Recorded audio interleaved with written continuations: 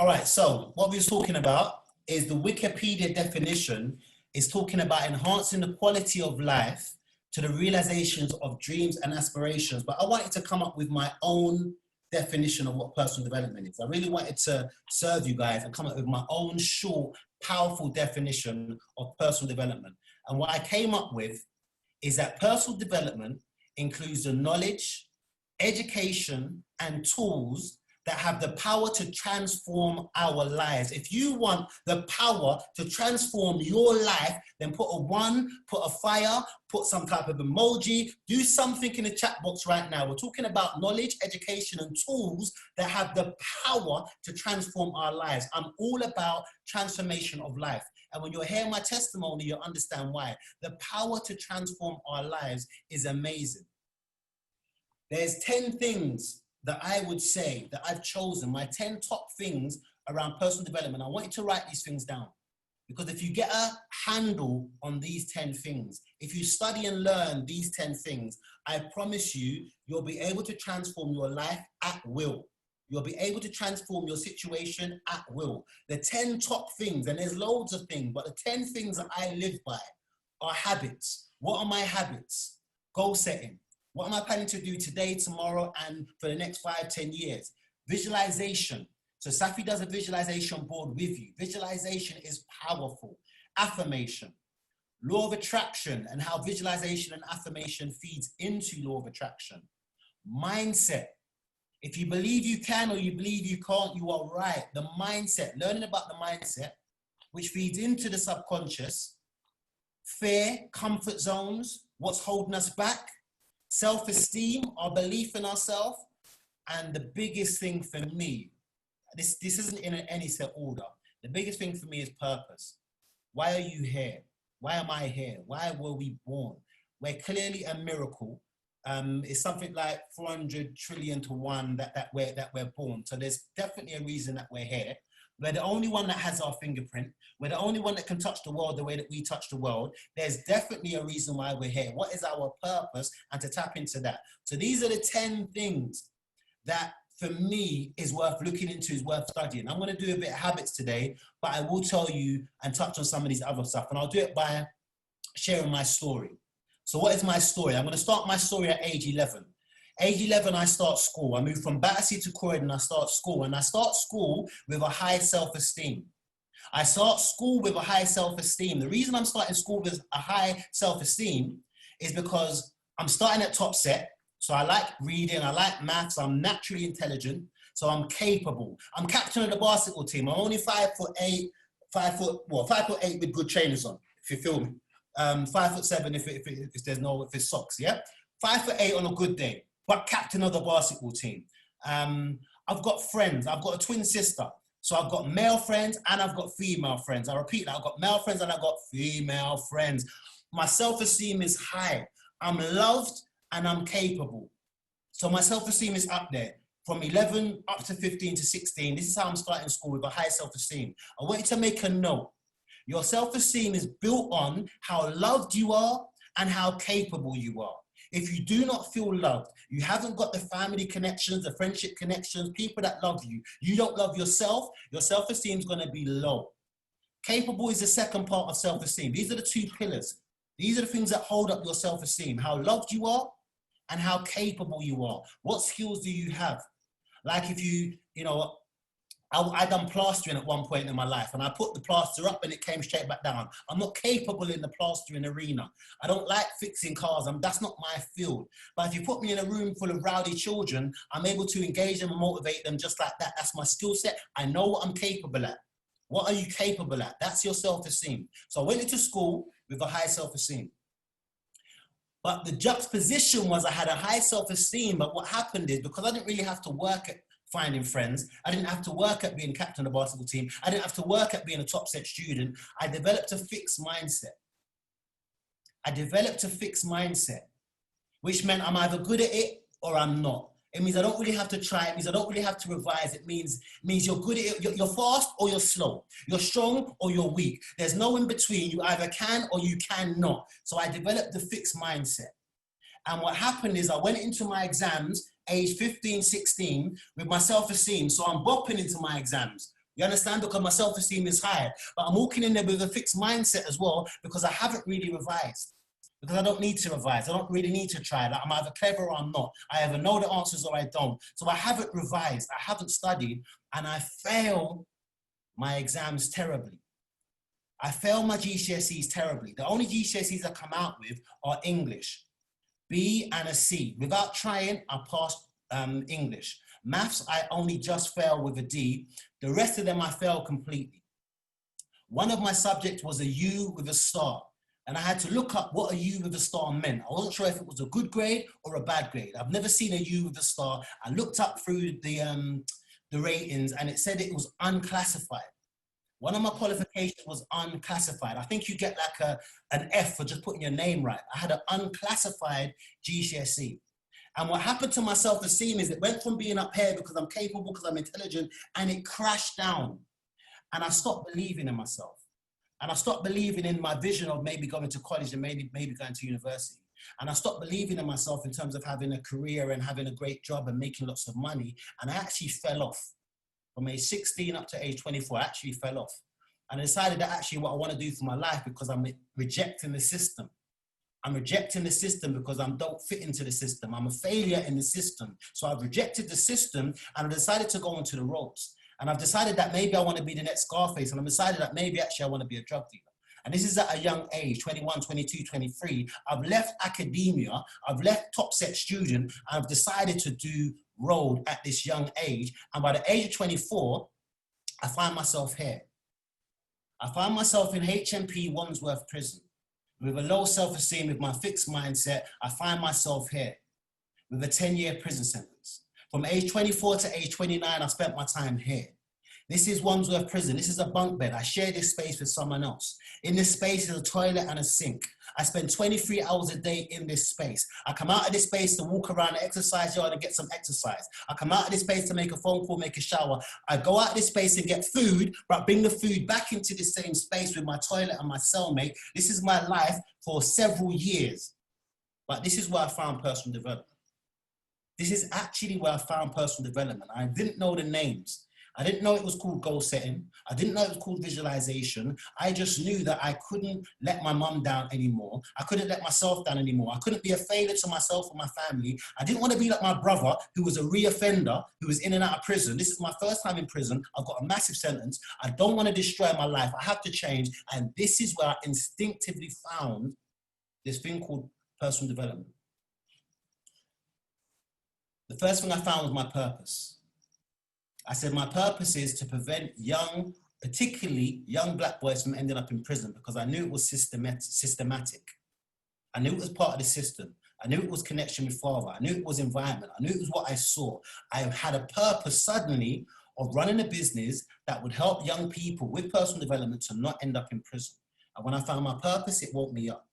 It means I was able to start a business. It means I was able to get a Queen's Award, a British Empire Medal for my work with young people. My purpose freed me. Personal development transformed my life. Finding my purpose freed me. It means in that same style, I'm studying psychology with the Open University. I'm a student. And someone who rejected university is now doing university in his cell 23 hours a day. My purpose freed me. What is your purpose? Uncover why you are here. What is your service? What is your product to mankind? How does your skill benefit others? That's your purpose. I found goal setting. I moved from that 23 hours a day in that small cell to something called an open prison. In an open prison, what happens is you get to go home at the weekend and you get to go to college on a daily basis. So even though I'm in prison, every day I'm leaving. I'm in Goudhurst, Kent. I take a train to London Bridge, and then I get another bus to Camberwell, and I'm at a place called St. Giles Trust, and I'm doing advice and guidance. I'm doing teacher training alongside my psychology degree, and I've set a goal to be in open prison within 3 years, because you've got to do a certain amount of time before you can get there. I'm 5 years behind the door. Within 3 years, I'm in an open prison. Within 3 years, I'm seeing my family. But I set the goal, I set the intention, and I done what I needed to do to get there. Goal setting. Visualization and affirmation. I visualized myself having my own business. I remember I moved from Wandsworth to Swellside Prison. and I'm studying Open University, and a teacher from the only Open University comes to Swellside to help us students study our psychology. And he said, Chris, why are you studying psychology? I said, I'm studying psychology because I want to work with young people. He said, you'll never be able to work with young people because you're a prisoner. He didn't know what my vision was. He didn't know what my affirmation was. My vision and my affirmation was stronger than his doubt of me. If you see it in your mind, you can hold it in your hand. I said, if you can see it in your mind, you can hold it in your hand. I'd already seen it in my mind. I'd already seen myself speaking on stages. I'd already seen myself engaging young people. I'd already seen myself running my business. His words had no power because my vision was too great. My affirmation was too strong. Your vision and your affirmation has to be strong so that you can deal with the doubters, the naysayers, the people that are going to talk negative into your life. Your visualization, your affirmation has to be strong. And then what I'm going to be talking about today is habits. I developed and changed some habits. So let's talk about habits. Habits is about creating a life of our design. If you are not happy with your finances, if you're not happy in your relationships, if you're not happy in your health, in your business, in any area of your life, you are not happy. First of all, recognize that you can change no one else but yourself. Second of all, realize if you're doing the same thing and expecting that health to change, that relationship to change, that money situation to change, if you're doing the same thing and expecting it to change, it's called insanity. If you want anything to change in your life, what you need to do is change yourself, and what you need to do is change your habits. And we're going to be speaking about how I change me. We're going to be speaking about how you change you. And the first thing is recognizing we have to do something different. The definition of insanity is doing the same thing over and over again by expecting a different result. So let's talk about how habits work. 95% of our behavior is subconscious. We are on autopilot most of the time. We are on autopilot most of the time. I was getting some really good feedback about my presentation yesterday. Most of it was subconscious because I've been doing it so long. I go on to autopilot. I remember, when I'm leaving the gym or leaving work and I'm not going home, I'm going to a different destination. My friend says, come and meet me here, or I've got a meeting somewhere.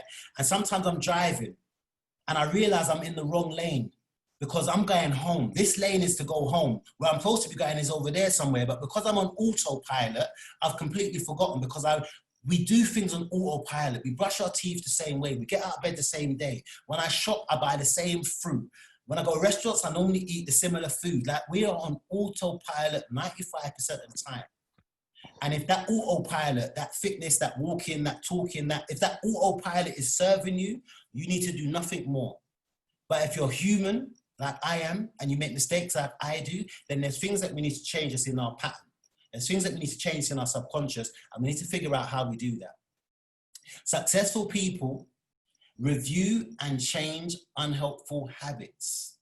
Successful people review and change unhelpful habits.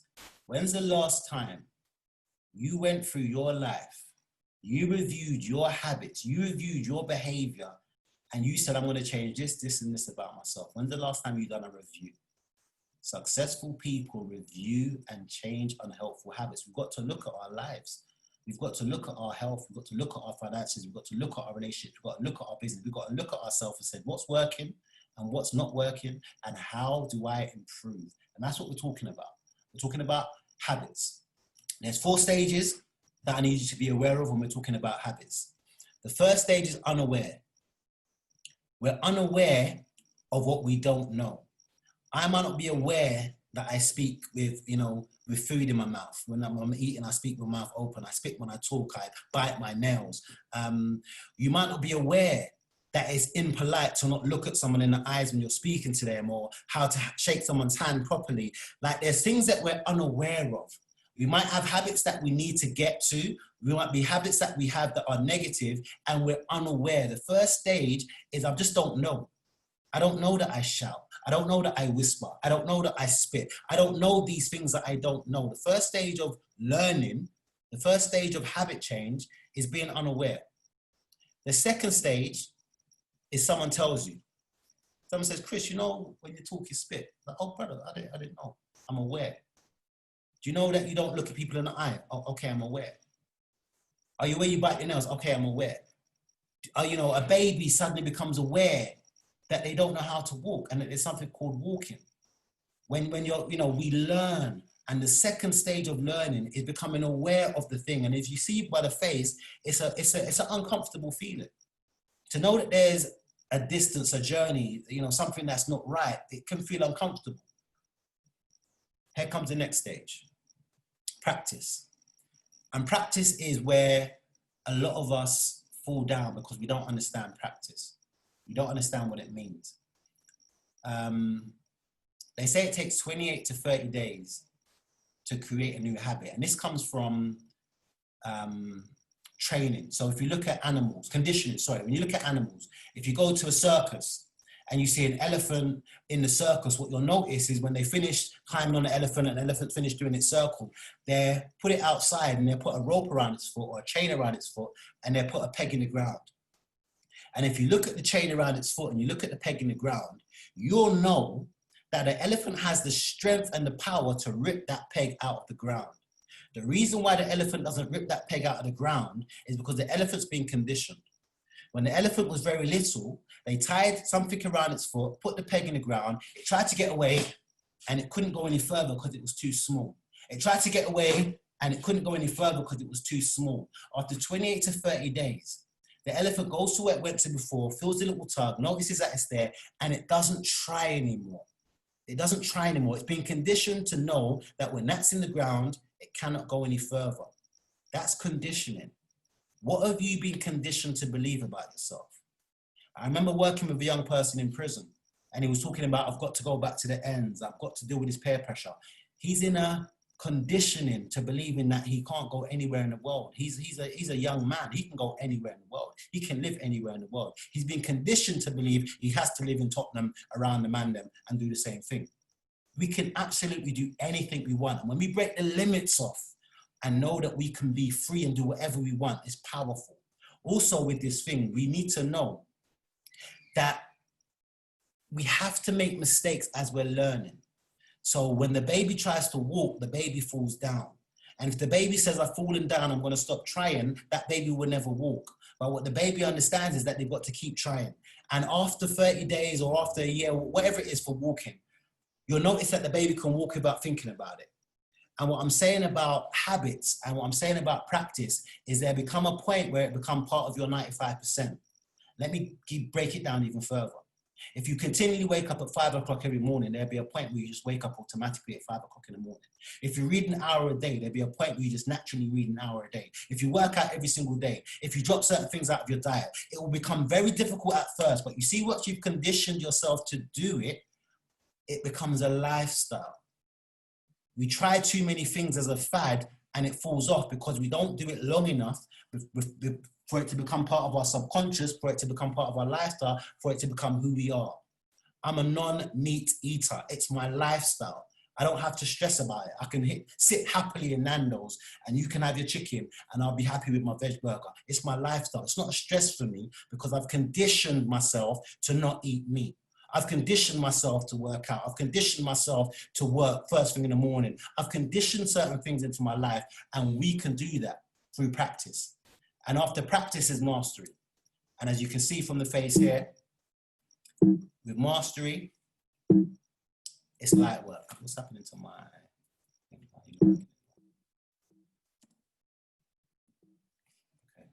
it's working.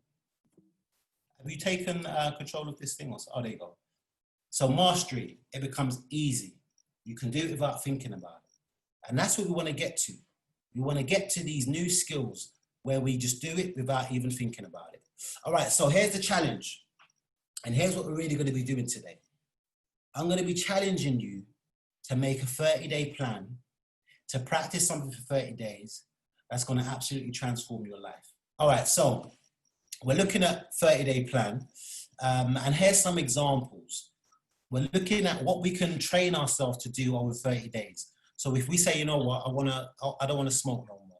Rather than trying to go cold turkey, what you can do, if you smoke 20 a day, you might say, you know what, for 30 days, I'm going to smoke 15 cigarettes a day. I'm going to put my limit at 15 a day.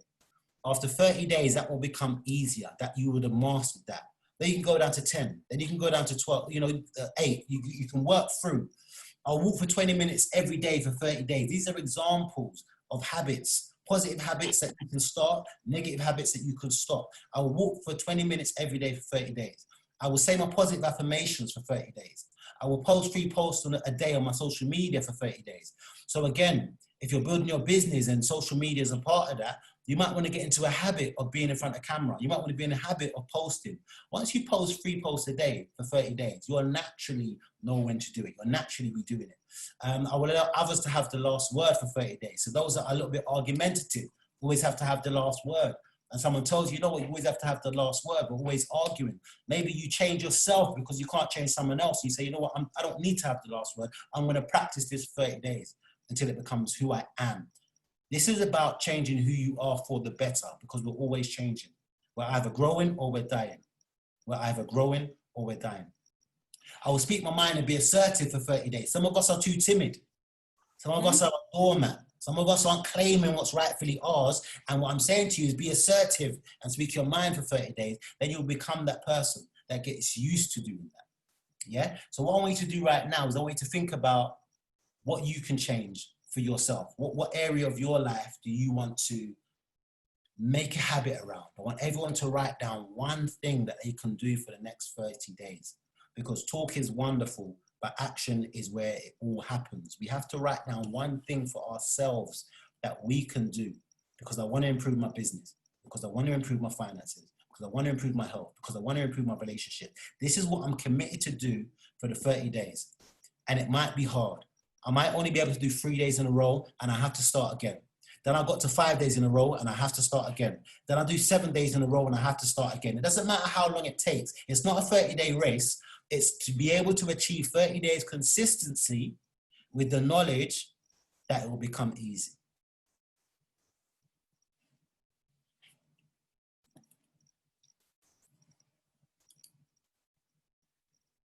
It will be hard, but it's not impossible. Reprogramming yourself is difficult. Others may not actually welcome the change. You know, if you're talking about speaking up for yourself and you're used to being the passive one, the person that you're speaking up to might not like it. Your friends might not like it. I'm reading more, I'm doing this, you know. Others might not be comfortable with your change. It might be fearful. You're coming out of your comfort zone. You're now, you know, videoing yourself on Instagram. You're now doing different things. It's not going to be easy necessarily, but it's not impossible. And it's also fun and easy. When you get into the habit of it, working and improving on yourself is a wonderful journey. It's exciting, it's empowering, it's fun. You start to get positive feedback from others. They say, you know what, you're looking great. You know what, I can see that you're financially better. You know what, you're more assertive. You start to get positive feedback from others and positive results and outcomes. You get what you want out of life. What we're after is outcomes. The reason we're part of Courage 500, the reason we're here on this call is because we want better outcomes for ourselves. And this is the tool, this is one of the tools that can help us to get better outcomes. And that's a wrap. We can have a discussion, do some Q&A. If you're interested in business coaching, I'm part of the INTribe. So this presentation was actually built as part of stuff that we do for the INTribe. So if you're interested in business coaching, follow me. If you're not following me already, make sure you follow me. I'll stop sharing my screen. So now that we can share some of the habits that we wrote down, share some of our thoughts, and have a nice conversation. You can unmute yourself and we can converse. How you guys doing? How was that for you guys? I want to go, but I let other people go because I talk long. So everybody. So once you start, you won't stop. I feel you. I will let someone else talk. I'll come later. What's the question? So we're just having a Q&A. We're just, whether it be questions or whether it be feedback, whether it be sharing the habit that you want to change for 30 days. It's just that now, you know, I've done my bit.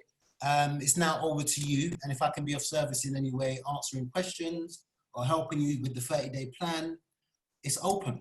It's open. We're here. Let's converse.